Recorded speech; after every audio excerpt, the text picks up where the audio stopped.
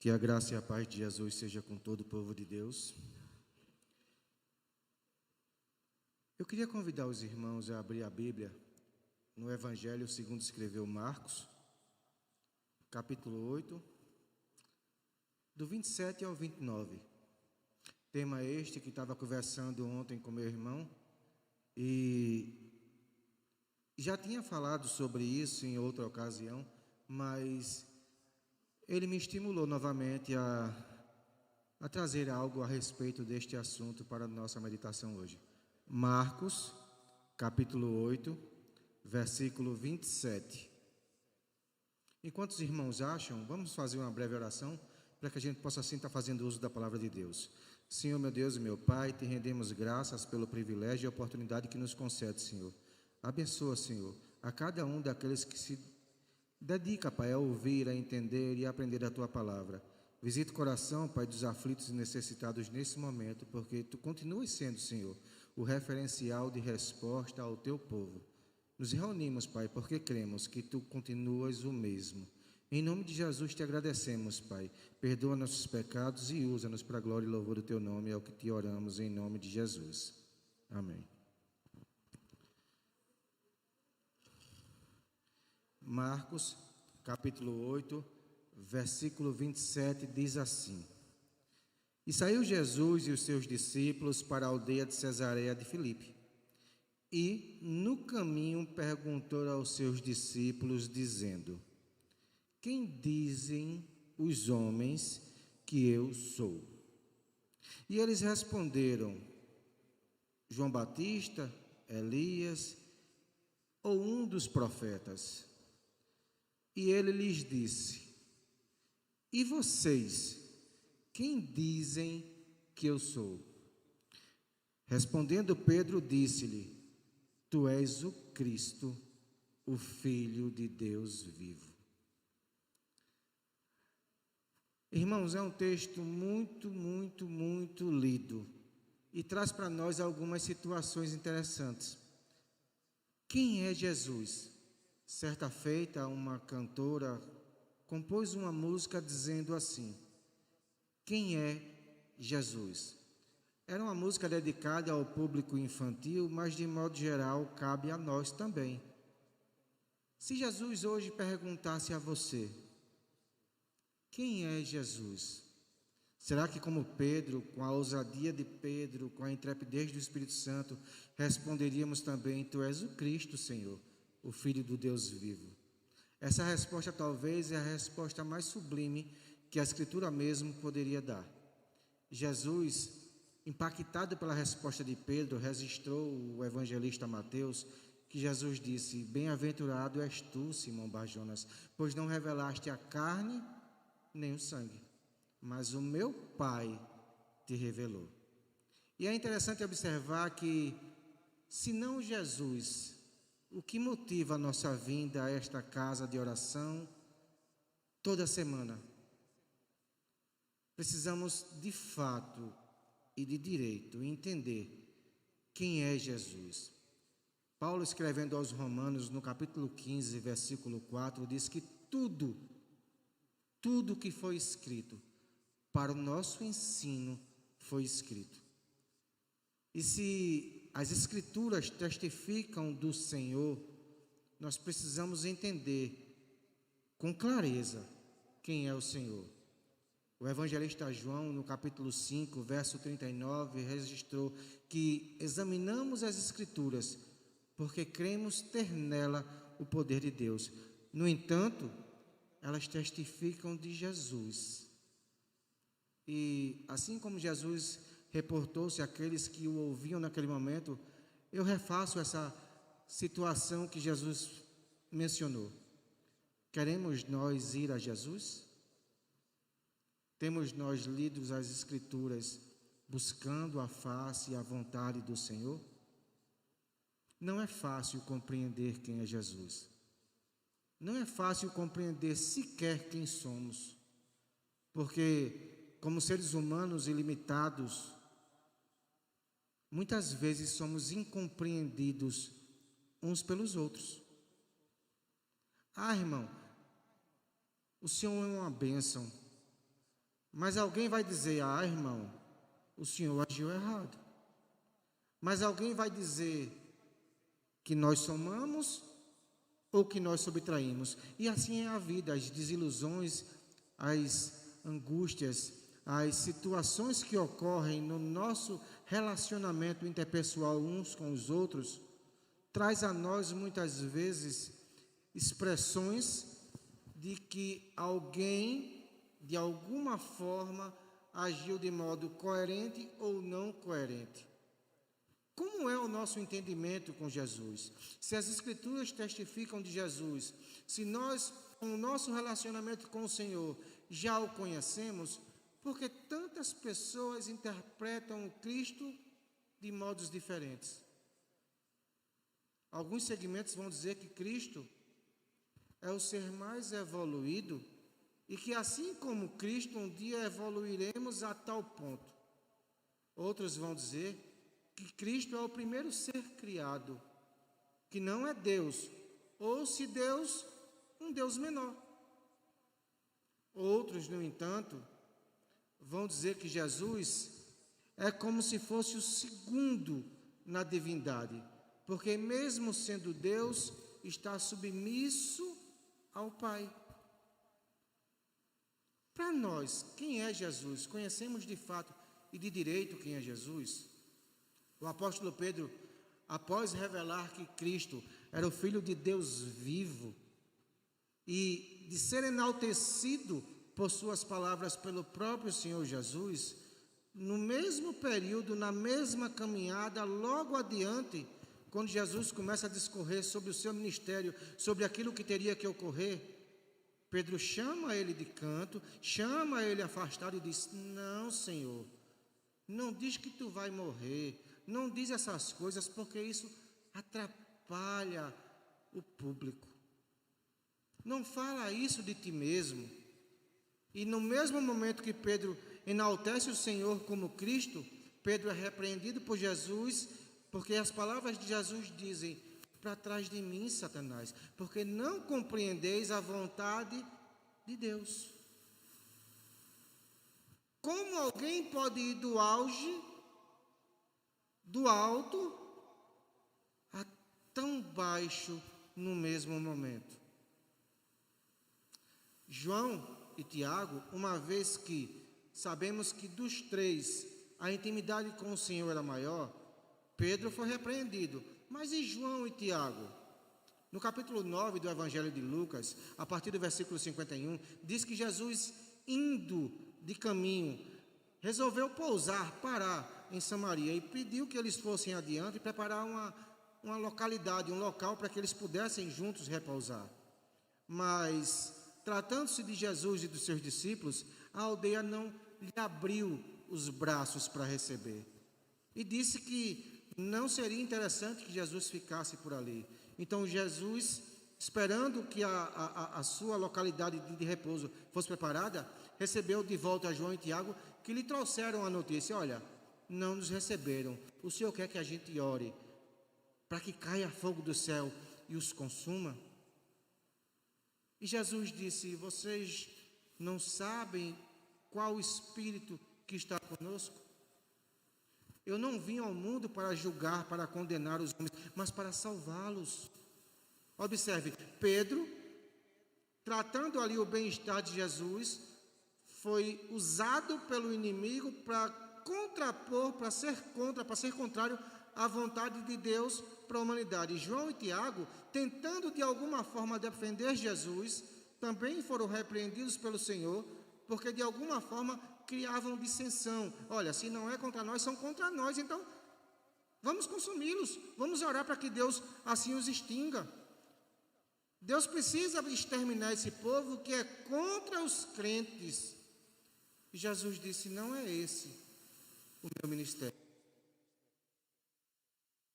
Não bastante, Tomé, após Jesus dizer em sua declaração áurea, que a gente muitas vezes repete, registrada no Evangelho de João, capítulo 14, versículo 6, eu sou o caminho, a verdade e a vida. Jesus é. E ele disse: ninguém vai ao Pai se não for por mim. Tomé, diante daquela declaração de Jesus, disse: como saberemos nós o caminho? Tomé, eu acabei de dizer: eu sou o caminho. E tu dizes-me que não sabe o caminho. Mais adiante, no mesmo capítulo 14, versículo 8, Filipe o indaga dizendo assim: Jesus, mas se eu te pedir uma coisinha só, tu me faz? Só uma. Fala, Filipe. E Filipe diz a Jesus: mostra-nos ao menos o Pai. E Jesus, olhando para Filipe, e também aos outros que ali estavam juntos, Jesus disse: há tanto tempo estou convosco, e pede-me que te mostre o Pai. Acaso não conheceis o Pai? Volta à pergunta: quem é Jesus? Quem dizes que eu sou? Pedro, Tiago, João, Tomé, Filipe e nós, como sucessores dos discípulos nos dias de hoje, somos confrontados por essa pergunta: quem é Jesus? Quem é o Senhor? A quem nós temos clamado? A quem nós temos nos reunidos para servir? Será que de fato isso está claro em nossos corações? Porque tantas vezes clamamos por socorro, declaramos angústias, declaramos sofrimentos. Será que de fato conhecemos o Senhor? Será que de fato conhecemos o seu poder? No capítulo 14 do Evangelho de João, esse que citei, onde Tomé e depois Filipe indaga Jesus, Jesus ali faz um pequeno compêndio de quem ele é.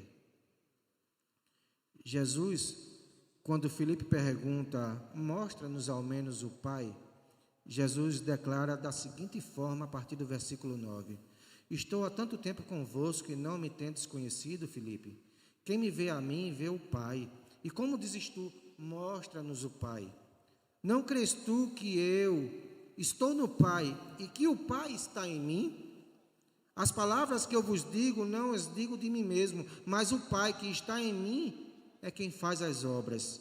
Crede-me que estou no Pai e o Pai está em mim. Crede-me, ao menos, por causa das mesmas obras. Na verdade vos digo que aquele que crê em mim também fará as obras que eu faço, e as fará maiores do que estas, porque eu vou para meu Pai, e tudo, preste atenção nesse versículo, e tudo quanto perdides em meu nome, eu farei, para que o Pai seja glorificado no Filho. Se perdides alguma coisa em meu nome, eu farei. Se me amardes, guardareis os meus mandamentos. Quais são os mandamentos do Senhor? Nesta perícope que lemos, se nós de fato conhecemos, faremos obras maiores que as dele. Você tem obedecido a este mandamento que o Senhor citou agora? Exerça a sua fé, creia, tão somente creia, que tudo aquilo que você pede ao Pai, em nome de Jesus, Ele o fará para a glória do Pai. Já foi lido e falado nessa manhã: porque clamas a mim? Jeremias, em um dos textos talvez mais lidos e repetidos, ele diz assim: olha, clama a mim, responder-te-ei, anunciar-te-ei coisas grandes e firmes que ainda não sabes. O desejo do Senhor é te responder. O desejo do Senhor é te atender. Mas quando oramos, quando pedimos, quando clamamos, cremos que de fato o Senhor agirá?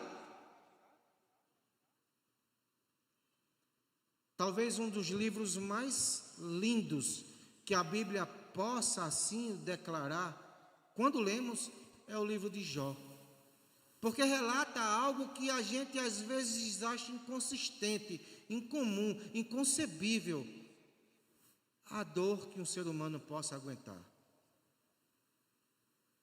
Diz a Escritura que não alguém mandado, mas o próprio diabo se apresentou diante do Senhor. E o Senhor diz: tem visto o meu servo Jó? Veja que situação. O próprio inimigo se apresenta diante do Criador e o Criador declara: existem servos na terra. Tu tem visto o meu servo Jó? E ali naquela situação de diálogo, o diabo começa a enaltecer a situação de Jó servir a Deus. É muito fácil servir a Deus quando tudo dá certo. Quando tudo é bênção. Quando você tem um emprego, quando você tem saúde, quando você tem provisão. É muito fácil servir a Deus. Experimenta tirar de Jó aquilo que ele tem e tu verás se ele continuará servindo. E Deus permite. E Jó perde sua riqueza. E Jó perde a sua maior riqueza, os seus filhos. E Jó perde a sua saúde. E no pó da terra, coçando as feridas com caco de telha, quando não há mais o que perder, Jó declara no capítulo 19, versículo 25, eu sei que o meu Redentor vive e que por fim se levantará.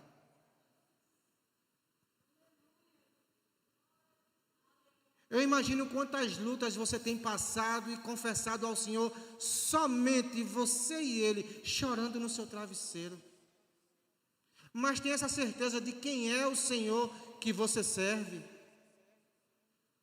Declare dentro do seu coração para que você e a sua alma escutem: eu sei que Ele está vivo.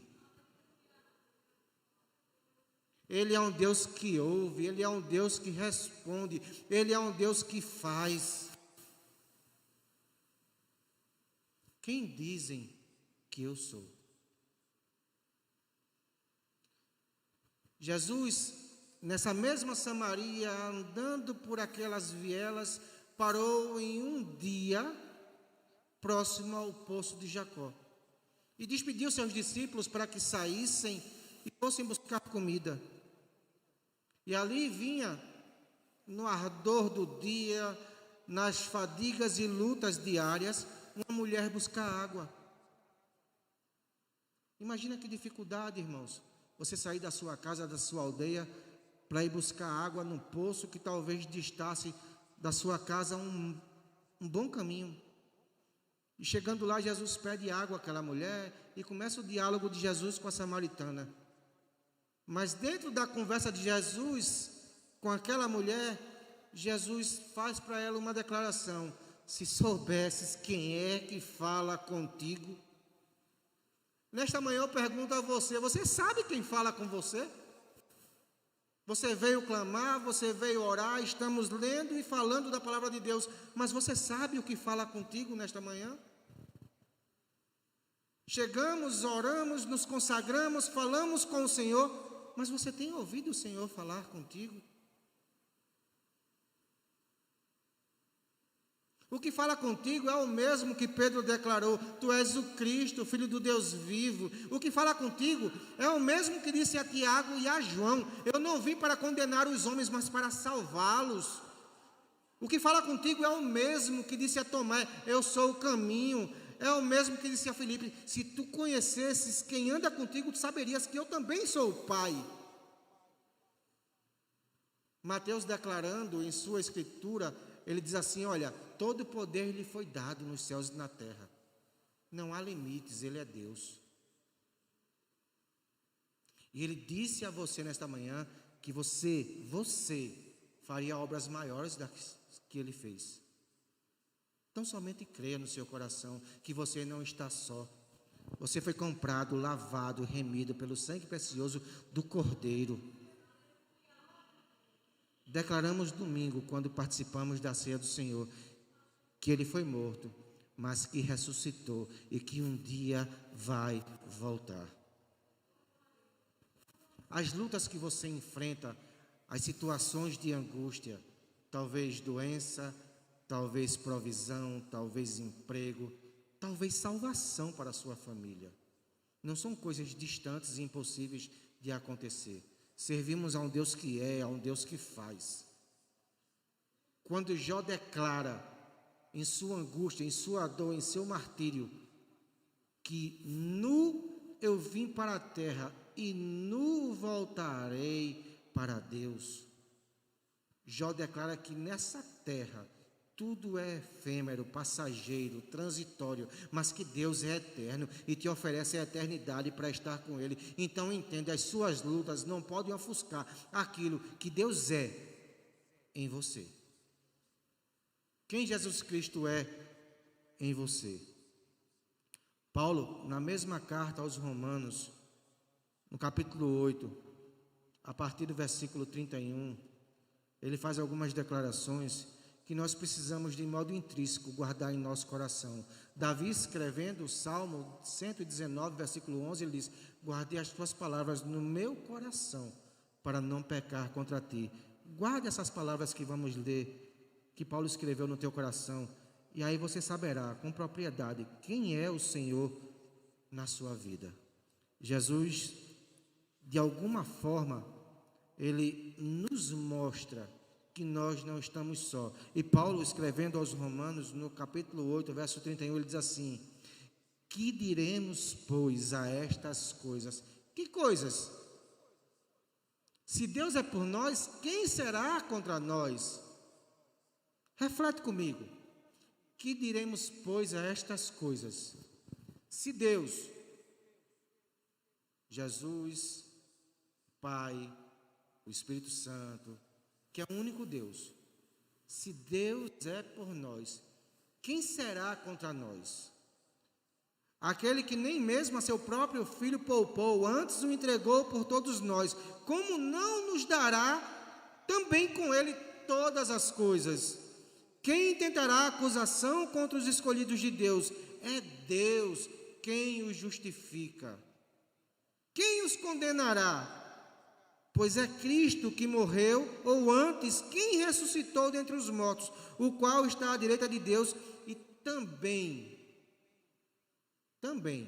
intercede por nós.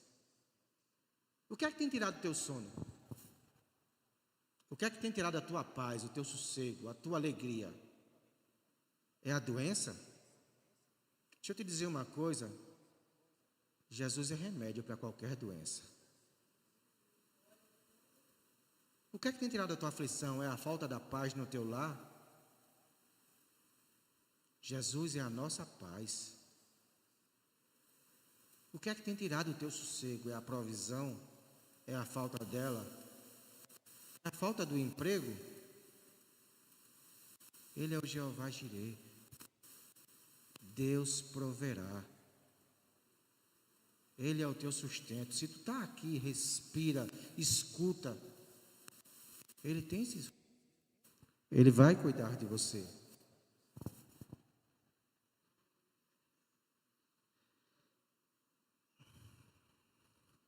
Quem nos separará, versículo 35, do amor de Deus?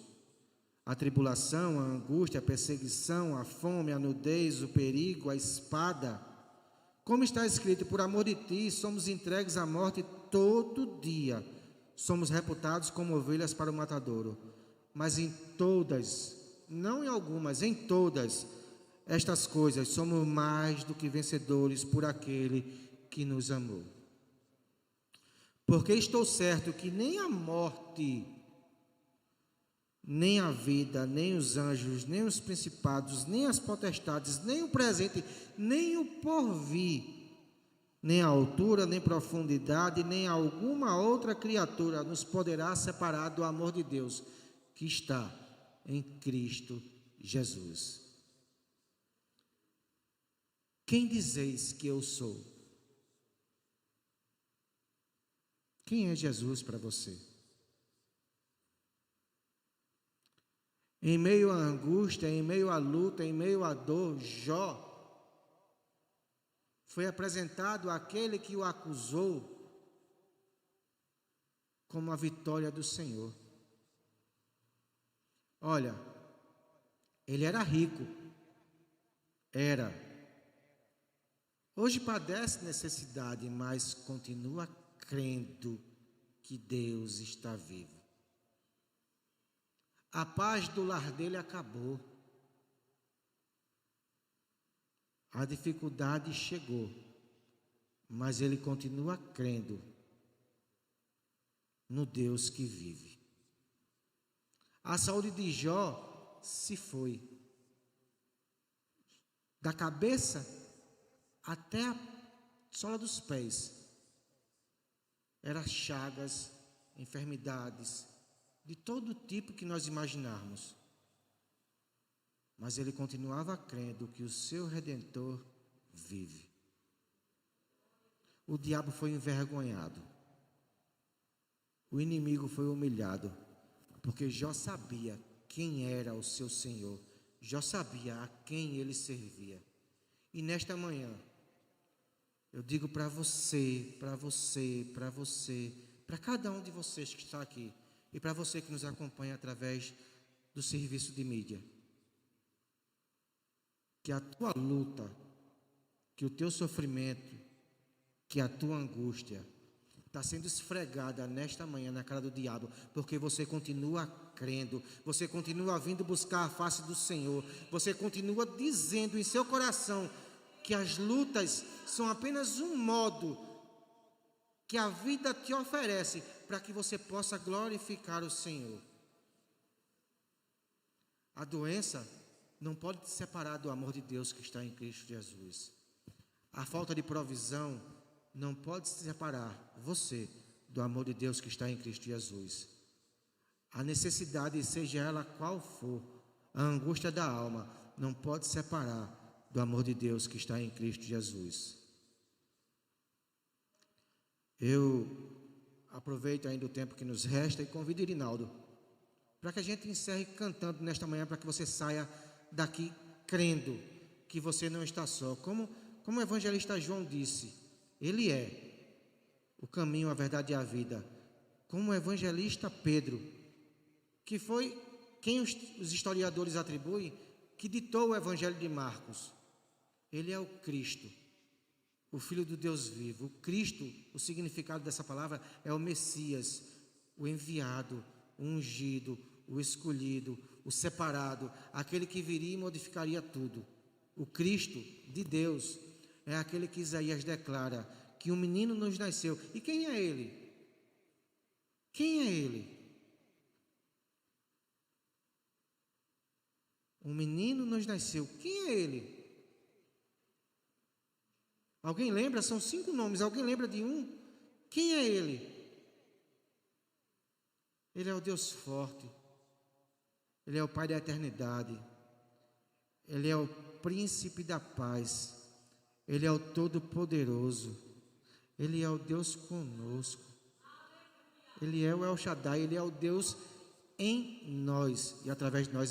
Iris, aquele louvor que canta assim: o choro dura uma noite, mas a alegria... Eu creio. Está sem as notas? Faça o que você achar melhor. Mas vamos encerrar cantando o culto desta manhã, para que a gente possa, dentro de nós, vivificar e vindicar ao Senhor a sua presença constante em nosso coração, para que as lutas, quando em nossas portas baterem, a gente possa também declarar: eu sei quem é o Senhor, eu sei em quem tenho crido, eu sei a quem tenho servido. O Senhor é quem te guarda, o Senhor é quem te protege. Ok.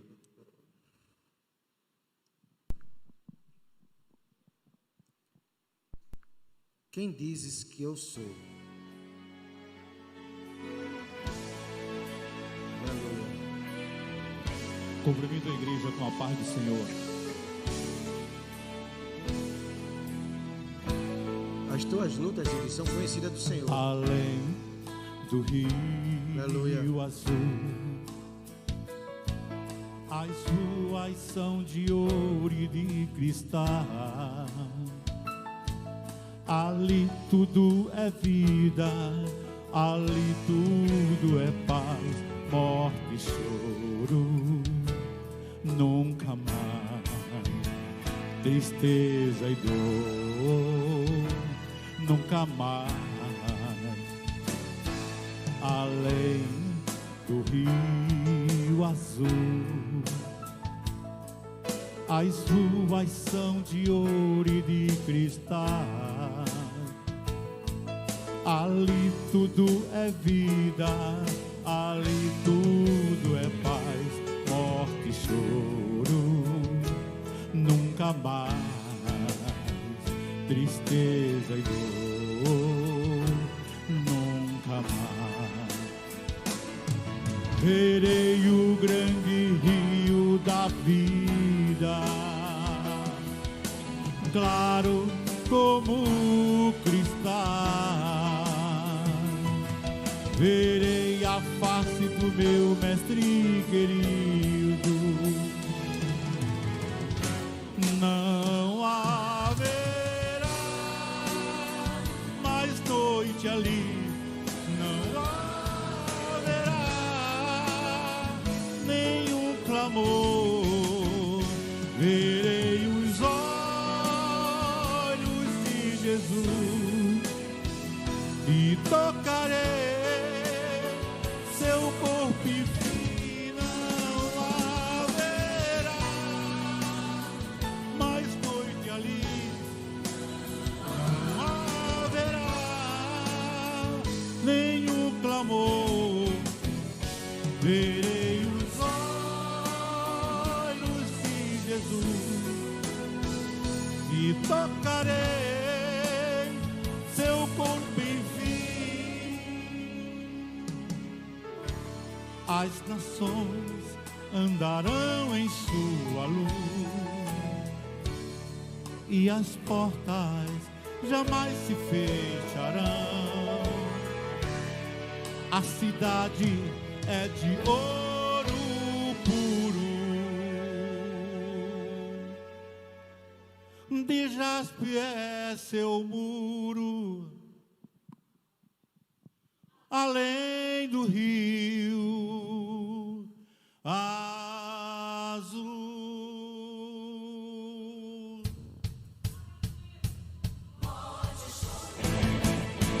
tristeza e dor, nunca mais, nunca mais. Morte e choro, tristeza e dor, nunca mais, nunca mais. Morte e choro, tristeza e dor, nunca mais, nunca mais. Morte e choro, tristeza e dor, nunca mais.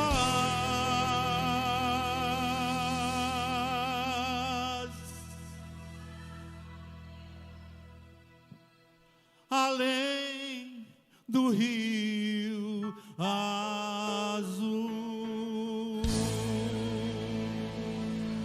Amém. Que o Senhor nos abençoe.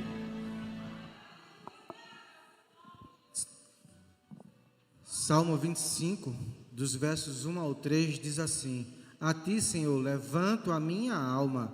Deus meu, em ti confio. Não me deixes confundido, nem que os meus inimigos triunfem sobre mim. Na verdade, não serão confundidos os que esperam em ti. Confundidos são os que transgridem sem causa. Você não está só. O teu clamor, a tua oração chegou diante do Senhor, e Ele mesmo, junto com você, intercede por sua vitória. Creia, tão somente creia. Jesus Cristo vive e reina para todos sempre. Paulo Sérgio, vem fazer a oração final, vem encerrar o trabalho desta manhã. Que o Senhor te acompanhe, que o Senhor te guarde, que o Senhor conclua aquilo que em vós já começou. Tão somente creia. Jesus, Ele é. Vamos ficar de pé, meus irmãos. Vamos encerrar. A palavra de Deus diz, Paulo escrevendo a Timóteo, no capítulo 2, versículo 9. 2, versículo 9, diz que Paulo, dizendo a Timóteo, determinando que os homens levantem mãos santas em todo lugar, para que orem. E eu não estou inventando, você pode levantar sua mão, direcionar o seu problema, botar a mão na tua enfermidade, você tem autoridade para isso, porque Deus te deu. Deus colocou fé por igual em todo homem. Eu não tenho mais fé do que você, nem o pastor tem mais fé do que você, mas tem pessoas que exercitam mais. Eu estou incentivando você a exercitar a fé que você tem no Deus Todo-Poderoso. Vamos ver se funciona.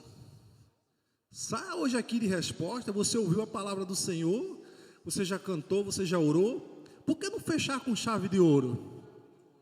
Levante tuas mãos santas. É a palavra de Deus que diz, que nos ensina. Aleluias. Direciona o teu problema. A tua dor está doendo, tem enfermidade aí, bota a tua mão na enfermidade e faça valer a palavra de Deus. A palavra de Deus é verdadeira, é fiel, nos ensina e nos incentiva a usar a fé que temos dentro de nós. Você foi renovado com louvores, com adoração e com a palavra pregada através do seu servo. Leva para casa a tua vitória. Em nome de Jesus, usa a tua fé, a ousadia do Espírito Santo que move dentro de mim e de você. Onde é que está o teu problema? Faz feito Timóteo está determinando, feito Paulo está escrevendo a Timóteo, determinando. Olha, Timóteo, os homens têm que levantar a mão santa, sem contenda, sem ira.